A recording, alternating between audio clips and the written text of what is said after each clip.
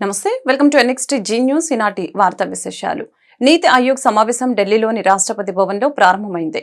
వికసిత్ భారత్ 2047 అజెండాగా జరిగే ఈ భేటీలో ఏపీ అభివృద్ధిపై సీఎం చంద్రబాబు ప్రస్తావించనున్నారు. వికసిత్ భారత్ 2047లో భాగంగా వికసిత్ ఏపీ 2047 విజన్ డాక్యుమెంట్ రూపకల్పనను ఏపీ సర్కార్ చేపట్టింది. వికసిత్ ఏపీ 2047లోని అంశాలను నీతి ఆయోగ్ భేటీలో చంద్రబాబు ప్రస్తావించనున్నారు. వికసిత్ భారత్ వికసిత్ ఏపీ లక్ష్య సాధనకు అమరావతి పోలవరం ప్రాజెక్టులు ఏ విధంగా ఉపకరిస్తారో చెప్పనున్నారు. ఏపీలో ప్రైమరీ సెక్టార్ పరిధిలోకి వచ్చే వ్యవసాయం, ఆక్వా రంగాలకున్న అవకాశాలను నీతి ఆయోగ్ సమావేశంలో ప్రస్తావించనున్నారు. రెడ్ బుక్ అంటే చాలు వైసీపీ నేతలకి భయం పట్టుకుందని విజయవాడ ఎంపీ కేశినేని చిన్ని విమర్శించారు. విజయవాడలో ఆయన మీడియాతో మాట్లాడారు. రెడ్ బుక్ ని లోకేష్ ఓపెన్ చేయకూడదని వారు కోరుకుంటున్నారు. ఉనికి కోసమే ఢిల్లీలో జగన్ ధర్నా డ్రామాలు ఆడుతున్నారు. 36 రాజకీయ హత్యలు అన్నారు. వివరాలు అడిగితే పారిపోయారు. రాష్ట్రంపై అసత్య ప్రచారం చేస్తే సహించేది లేదు. రాష్ట్ర అభివృద్ధిని జగన్ ఓర్వలేకపోతున్నారు అని చిన్ని మండిపడ్డారు. విజయవాడ నుంచి అన్ని నగరాలకు త్వరలోని ఎయిర్ కనెక్టివిటీ రానుంది. ఇందుకు అనుగుణంగా కొత్త టెర్మినల్ ఏడాదిలోపే పూర్తి కానుంది. విజయవాడ మహానాడు సెంటర్ నుండి నిడమానూరు వరకు ఫ్లైఓవర్ నిర్మాణానికి నితిన్ గడ్కరీ అంగీకారం తెలిపారు. 5 నెలల్లోనే విజయవాడ పశ్చిమ బైపాస్ ప్రజలకి అందుబాటులోకి రానుంది. అమరావతికి 14 నిమిషాల్లోపే చేరుకునేలా పశ్చిమ బైపాస్ లో రేడియల్ రోడ్లు అనుసంధానిస్తాం. వచ్చే 50 ఏళ్ల అవసరాలకి తగ్గట్లుగా విజయవాడ రైల్వే స్టేషన్ ను అభివృద్ధి చేస్తామని కేశినేని చిన్ని తెలిపారు. కానీ కొంతమంది వ్యక్తులు మనం చూసాం ఈ మధ్య ఢిల్లీలో ధర్నా. దేనికి ధర్నా చేశారు అంటే వాళ్ళు ఉనికిని కోల్పోతున్నారు కాబట్టి మేము ఉన్నామని ఉనికిని చాడుకుందామని చేస్తున్నారు. ఢిల్లీలో 3 రోజులు ధర్నా అన్నారు. నిజంగా చూస్తే చాలా ఆశ్చర్యం వేసింది. మేము ఢిల్లీ నుంచి చూస్తుంటే ఒక్క రాజకీయ నాయకులు కూడా రాలేదు. కానీ ఏదో పక్క రాష్ట్ర మాజీ ముఖ్యమంత్రి సహాయంతో అఖిలేష్ యాదవ్ గారిని తీసుకొచ్చి ఏదో బ్రహ్మాండం బద్దలైనట్టు చెప్పుకున్నారు. చూస్తే అక్కడ చాలా దారుణంగా ఉంది. పార్లమెంట్లో వివిధ ప్రతిపక్షాలను కూడా కలిసి రమ్మని బతిమాలినా కూడా వీళ్ళ చరిత్ర తెలుసు కాబట్టి ఎవ్వరు కూడా రాలేదు.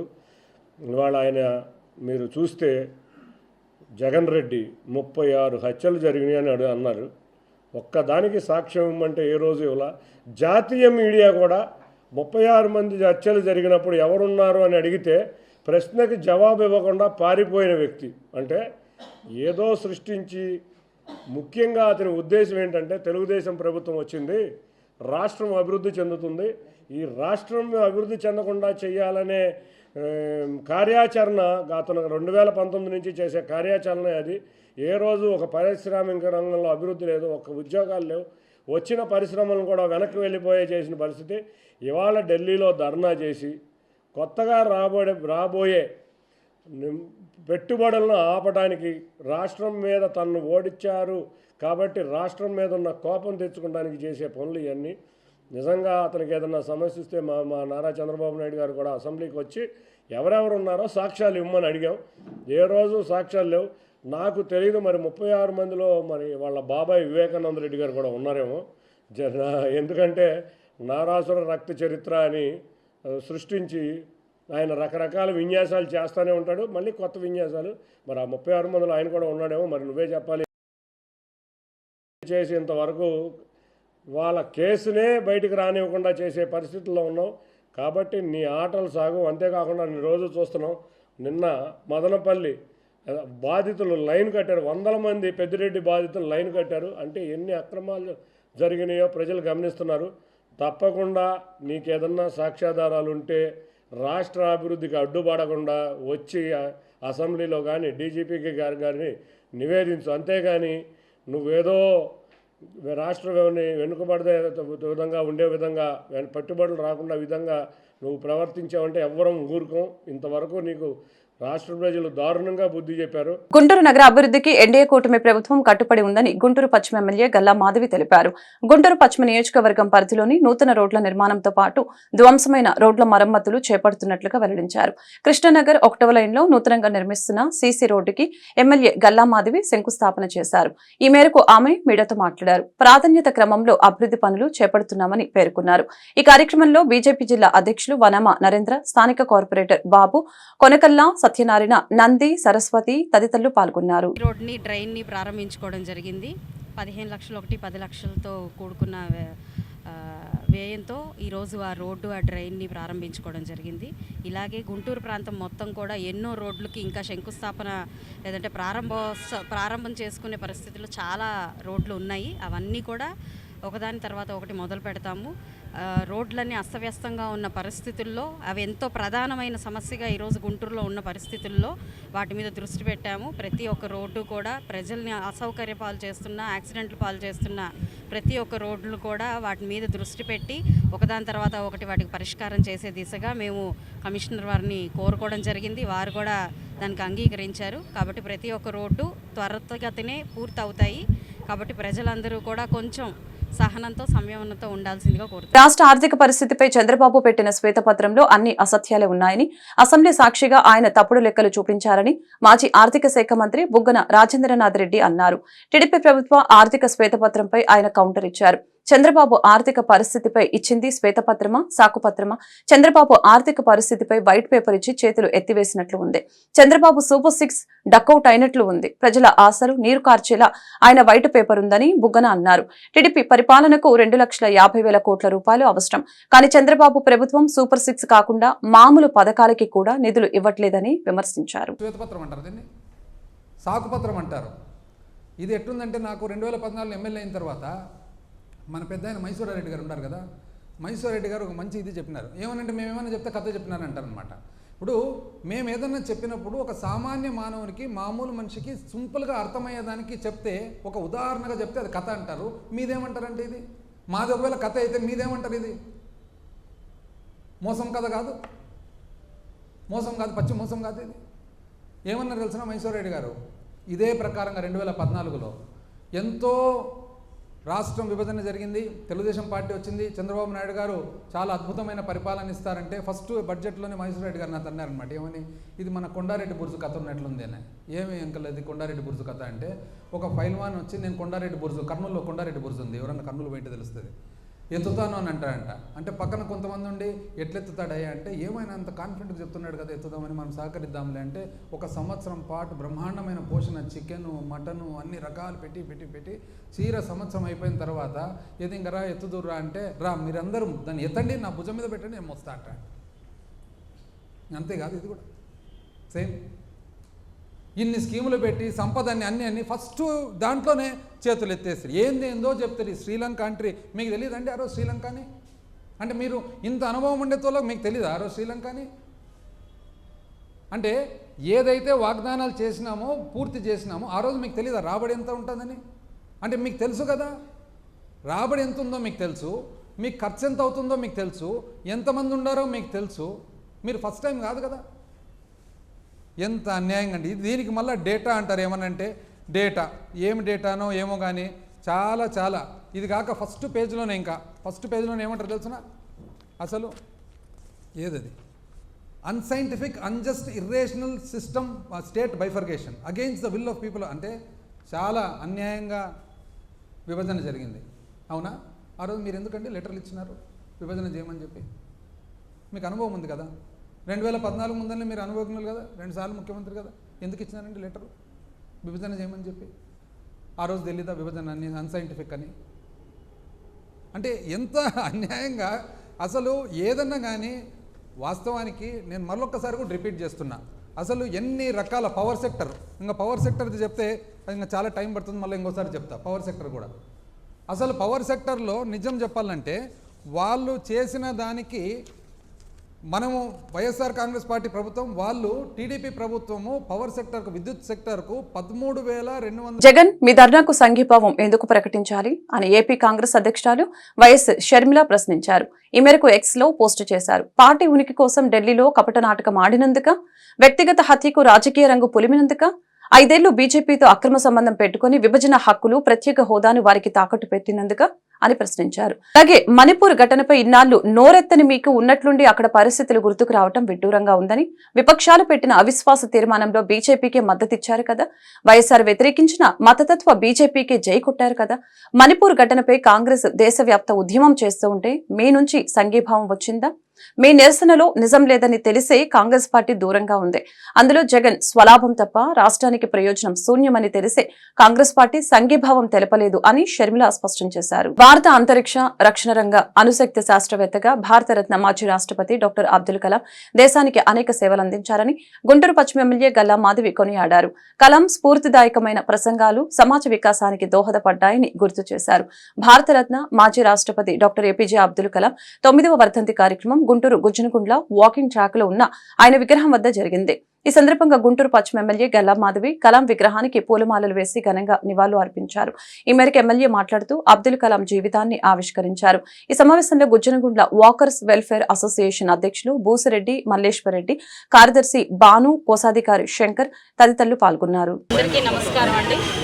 ఈరోజు ఏపీజే అబ్దుల్ కలాం గారి వర్ధంతిని పురస్కరించుకొని గుజ్జనగుండ్లలో నిక్షిప్తమైన ఏపీజే అబ్దుల్ కలాం గారి విగ్రహానికి ఘన నివాళులు అర్పించడం జరిగింది. వాకర్స్ అసోసియేషన్తో పాటు అభిమానులు, నాయకులతో, ప్రజాప్రతినిధులతో ఈరోజు ఈ పార్క్ మొత్తం కోలాహలంగా, అద్భుతంగా మీడియా వారితో కూడా నిండిపోయి ఉన్నది. ఇలాంటి ఒక అదృష్టం, అవకాశం దొరికినందుకు నిజంగా భారతదేశ పౌరురాలుగా నేను చాలా గర్విస్తున్నాను, ఆనందిస్తున్నాను. మన భారతదేశానికి భారత రత్నం, నిజమైన రత్నాన్ని మన భారతదేశం పొందినందుకు నిజంగా ఆనందంగా ఉంది. ఏ పార్టీకి చెందని ఒక ప్రజానాయకుడు ఆయన, పీపుల్స్ ప్రెసిడెంట్గా ఆయన పేరుగాంచిన మహోన్నత వ్యక్తి.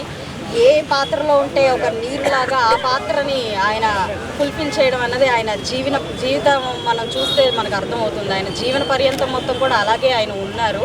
ఒక సైంటిస్ట్, అంటే ఒక ఏరోస్పేస్లో సైంటిస్ట్గా ఉన్నప్పుడు ఆయన అందులో కూడా ది బెస్ట్గా ఆయన పేరుగాంచారు.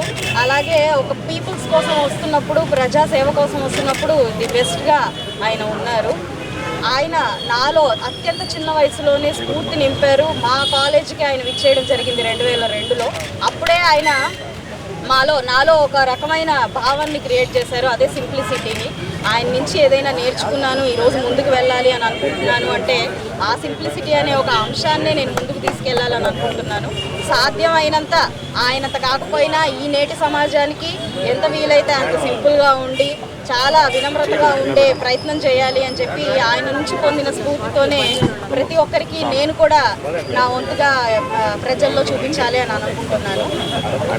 అయితే వాకర్స్ అసోసియేషన్ వాళ్ళు, మరి ఇక్కడ ఉన్న అభిమానులందరూ కూడా చాలా విషయాలు కోరారు.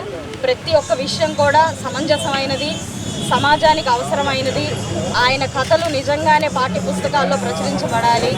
అలాగే ఆయన నుంచి పురస్కారం అందుకుంటున్నామంటేనే అదొక గర్వించదగ్గ విషయంగా మనం భావించాలి. అలాంటి కార్యక్రమాల్ని నిజంగానే ప్రభుత్వం దృష్టికి నా వంతుగా నేను తీసుకెళ్ళి అది జరిగేలా చూస్తాను. నిజంగా ఇలాంటిది ఒకటి జరిగితే, నా తరపుగా జరిగితే నాది కూడా అదొక అదృష్టంగా నేను భావించాల్సిన పరిస్థితే ఉంది. కాబట్టి ఇలాంటి గొప్ప వ్యక్తుల్ని ఇంకొకసారి ఇలా స్మరించుకునే అవకాశం దొరికినందుకు, ఈ అవకాశాన్ని కల్పించిన ఇక్కడున్న పెద్దలందరికీ కూడా పేరు పేరున నమస్కారం. తిరుమల తిరుపతి దేవస్థానం అదనపు ఈవోగా వెంకయ్య చౌదరి బాధ్యతలు స్వీకరించారు. అంతకుముందు శ్రీవారిని దర్శించుకుని వేద పండితుల ఆశీర్వచనం పొందారు.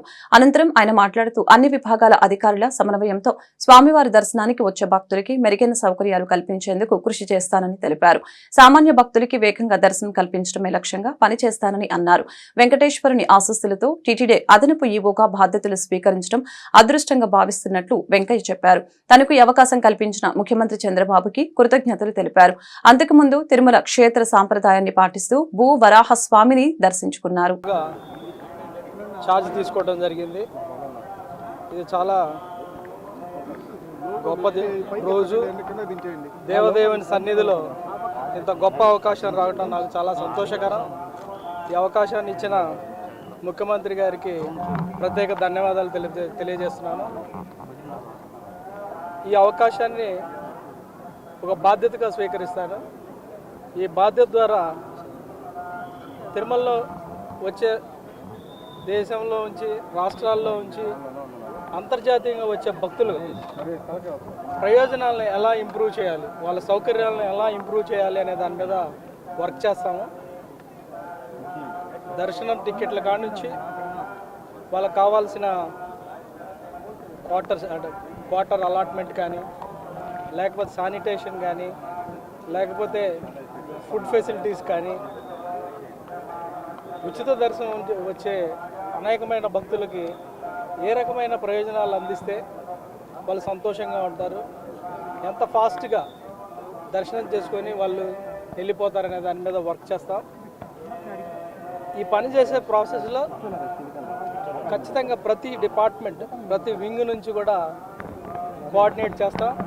ప్రతి వింగ్ మీద రివ్యూ చేసి ఎక్కడైతే ప్రాసెస్ రిలేటెడ్ స్లోగా ఉంది, బాటిల్ నెక్స్ ఉన్నాయి, వాటి ఇమ్మీడియట్గా ఎలా అడ్రస్ చేయొచ్చు, ఎలా సాల్వ్ చేయగలము అనే దాని మీద వర్క్ చేస్తాం. ఈ క్రమంలో ఖచ్చితంగా ప్రతి డిపార్ట్మెంట్లో ఫీడ్బ్యాక్ సిస్టాన్ని ఎంపవర్ చేసి ఫీడ్బ్యాక్ ద్వారా సిస్టాన్ని ఎలా ఇంప్రూవ్ చేయాలో అనే దాని మీద వర్క్ చేస్తాం. ఈ క్రమంలో అందరు stake holders, temple administration, temple related ఉన్న అందరు స్టేక్ హోల్డర్స్ వాళ్ళ యొక్క అభిప్రాయాలను కూడా స్వీకరించి ఏది బెస్ట్ ఉంటుందో అడ్మినిస్ట్రేషన్కి, భక్తులకి ఏది బెస్ట్ ఉంటే అది చేయటానికి ప్రయత్నం చేస్తాను. సో ఈ క్రమంలో మీ అందరూ కూడా, మీడియా కూడా ఫీడ్బ్యాక్ ఇవ్వాలి. దాంట్లో ఏమైనా తప్పులు ఉంటే మాకు ఎత్తి చూపించాలి, దాంట్లో ఏమైనా మెప్పుంటే మీరు అప్రిషియేట్ కూడా చేయాలి. సో మీ ఒపీనియన్ కూడా మేము ఖచ్చితంగా కన్సిడర్ చేస్తాం. సో మనందరూ కూడా దేవుడు, అందరి కలియుగ దేవుడు, మనందరికీ మన ఇంటి దేవుడు. సో అక్కడ మనందరం కూడా కలిసి పనిచేయాల్సిన, ఒక టీమ్గా వర్క్ చేయాల్సిన అవసరం ఎంతైనా ఉంది. ఈ టీమ్ వర్క్ బిల్డ్ చేస్తాము. ఆ టీమ్ వర్క్లో అందరి ప్రయోజనం, స్టేక్ హోల్డర్స్ ప్రయోజనాలు, ఎస్పెషల్లీ సామాన్య భక్తులకి ప్రయోజనాలు ఏ రకంగా ఇంప్రూవ్ చేయాలనే దాని మీద వర్క్ చేస్తాను. గోదావరిలో వరద మళ్లీ క్రమంగా పెరుగుతోంది. నిన్నంతా హెచ్చుతగ్గులతో కొనసాగిన ప్రవాహం శనివారం ఉదయం నుంచి పెరుగుతోంది. ఎగువ ప్రాంతాల నుంచి భారీ స్థాయిలో వరద నీరు రాజమహేంద్రవరం వైపుగా ప్రవహిస్తూ ఉంది. ప్రస్తుతం ధవళేశ్వరం కాటన్ బ్యారేజ్ వద్ద 13.70 అడుగుల నీటి కొనసాగుతూ ఉండటంతో అధికారులు రెండో ప్రమాద హెచ్చరిక జారీ చేశారు. సముద్రంలోకి 12.72 లక్షల క్యూసెక్ల నీటిని విడుదల చేస్తున్నారు. భద్రాచలం వద్ద గంటకి వరద ప్రవాహం పెరగటం ఆందోళన కలిగిస్తోంది. కోనసీమలోని గౌతమి, వశిష్ట, వైనతేయ నది పాయలు ఉధృతంగా ప్రవహిస్తూ ఉన్నాయి. కోనసీమలోని లంక గ్రామాలను వరద నీరు చుట్టుముట్టేస్తూ ఉండటంతో ప్రజలు ఆందోళన వ్యక్తం చేస్తున్నారు. గుంటూరు నగరంలో జనసేన పార్టీ క్రియాశీలక సభ్యత్వ నమోదు కార్యక్రమం మహాయజ్ఞంలా కొనసాగుతోంది. ఎన్డీఏ కూటమి ప్రభుత్వంలో జనసేన పార్టీ కీలకంగా మారడం, పోటీ చేసిన అన్ని స్థానాల్లో విజయం సాధించి ఫుల్ జోష్ లో ఉంది. గతంతో పోల్చుకుంటే ఈసారి జనసేన పార్టీ క్రియాశీలక సభ్యత్వ నమోదు కార్యక్రమం సందడిగా సాగుతోంది. స్థానిక 20వ డివిజన్ జనసేన పార్టీ అధ్యక్షులు కొలగాని బాలకృష్ణ ఆధ్వర్యాన సంపత్ నగర్ సెంటర్లో పార్టీ క్రియాశీలక సభ్యత్వ నమోదు కార్యక్రమానికి విశేష స్పందన లభించింది. క్రియాశీలక సభ్యత్వం తీసుకున్న వారికి బీమా సౌకర్యం, మెడికల్ పాలసీ, పార్టీ పదవుల్లో అవకాశం లాంటి బెనిఫిట్స్ పార్టీ అధినేత పవన్ కళ్యాణ్ కల్పించారు. ఈ దఫా జనసేనాని పార్టీ సభ్యత్వ నమోదు కార్యక్రమాన్ని ప్రతిష్టాత్మకంగా తీసుకున్నారు. ఈ కార్యక్రమంలో జనసేన పార్టీ డివిజన్ నేతలు బాలు, నూర్పాషా, ఆసియా, షేక్ సాదిక్ బాబు, తుమ్మల చెరువు, ఉదయ్, చంద్ర తదితరులు పాల్గొన్నారు.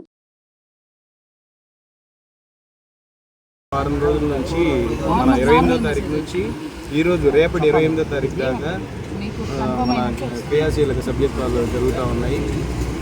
మన పవన్ కళ్యాణ్ గారి ఆదేశాల మేరకు బోనబోయిన శ్రీనివాస్ గారి ఆధ్వర్యంలో మన 20 డివిజన్ ప్రెసిడెంట్ బాలకృష్ణ గారు 4 రోజుల నుంచి ఇట్లాగా టెంట్స్ వేయించి ప్రతి ఒక్కరి దగ్గర సభ్యత్వం చేయించడం జరుగుతూ ఉంది. అలాగే జనాల స్పందన కూడా చాలా విశేషంగా ఉందండి. పవన్ కళ్యాణ్ గారి ఆలోచన విధానం ప్రతి ఒక్కరిలో కూడా పుణుకుపుచ్చుకున్నట్టే ఉన్నారు. అందరూ కూడా చాలా ఇంట్రెస్ట్గా రావడం, మాకు చేయండి. రాజమహేంద్రవరంలోని హెచ్డిఎఫ్సి బ్యాంకుకు చెందిన 2.2 కోట్ల చోరీ కేసును పోలీసులు ఛేదించారు. నిందితుడు అశోక్ ను అదుపులోకి తీసుకుని డబ్బును పోలీసులు స్వాధీనపరిచారు. ఈ ఘటన వివరాల్ని ఎస్పీ నరసింహ కిషోర్ మీడియాకు తెలిపారు. హెచ్డిఎఫ్సి ఏటీఎంలలో డబ్బులు నింపే ఏజెన్సీ తరపున అశోక్ పనిచేస్తున్నాడని, పక్క ప్రణాళికతోనే అతడు నగదు ఎత్తుకు వెళ్లినట్లు చెప్పారు. బ్యాంక్ సిబ్బంది, సెక్యూరిటీ కళ్లుగప్పి అశోక్ పరారైనట్లు తెలిపారు.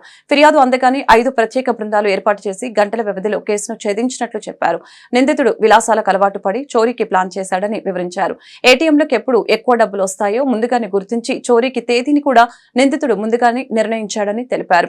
సాంకేతిక ఆధారాలు, సీసీ కెమెరాల ఆధారంగా నిందితుడిని పట్టుకున్నట్లు ఎస్పీ తెలిపారు. ఈ అశోక్ అనేటటువంటి వ్యక్తి కానీ రాజుబాబు అనేటటువంటి వ్యక్తి ఇద్దరు కూడా హెచ్డిఎఫ్సి బ్యాంక్ దగ్గర నుంచి 2,20,00,000 రూపాయలు, 50,000 రూపాయలు 2,20,50,000 రూపాయలు తీసుకొని ఈ కస్టోడియన్స్ గన్మెన్లు ఎక్కడ ఉంటారో వాళ్ళకి దగ్గరికి వెళ్ళి వాళ్ళకి ఇవ్వకుండా ఈ రాజబాబు అనే వ్యక్తి ఏదో పని మీద బయటికి వెళ్ళిపోయినప్పుడు ఈ అశోక్ అనే వ్యక్తి జాగ్రత్తగా ఆ రాజబాబును కూడా ఏమర్చి ఈ మొత్తం క్యాష్ని పట్టుకొని బయటికి వెళ్ళిపోవడం జరిగింది. వాడు ట్రావెల్ చేసే విధానాన్ని ఐడెంటిఫై చేయగలిగాము. వాడు ఇంకే విధంగా ఎక్కడెక్కడ తిరగొచ్చు అనేదాన్ని కూడా ఐడెంటిఫై చేయాలి, ఏ ఏరియాలో తిరగొచ్చు. ఆంధ్రప్రదేశ్ రాష్ట్రానికి ఐపీఎస్ క్యాడర్ స్ట్రెంత్ ను పెంచుతూ కేంద్రం గెజిట్ నోటిఫికేషన్ జారీ చేసింది. ప్రస్తుతం 144గా ఉన్న ఐపీఎస్ క్యాడర్ స్ట్రెంత్ ని కేంద్రం 174కి పెంచింది. సీనియర్ డ్యూటీ పోస్టుల్లో 95 మంది ఐపీఎస్ లను కేటాయించాలని రాష్ట్రం కోరింది. దీంతో రాష్ట్ర ప్రభుత్వ సిఫార్సు మేరకు ఐపీఎస్ లను పెంచుతూ కేంద్రం నోటిఫికేషన్ ఇచ్చింది. కేంద్ర డిప్యూటేషన్ రిజర్వ్ 38 మంది ఐపీఎస్ లను కేటాయించింది. రాష్ట్రాలకు డిప్యూటేషన్ రిజర్వ్ గా 23 మందిని నిర్దేశించింది. వార్తలు ఇంతటితో సమాప్తం. మరొక బులెటిన్ మళ్ళీ కలుద్దాం. నమస్కారం.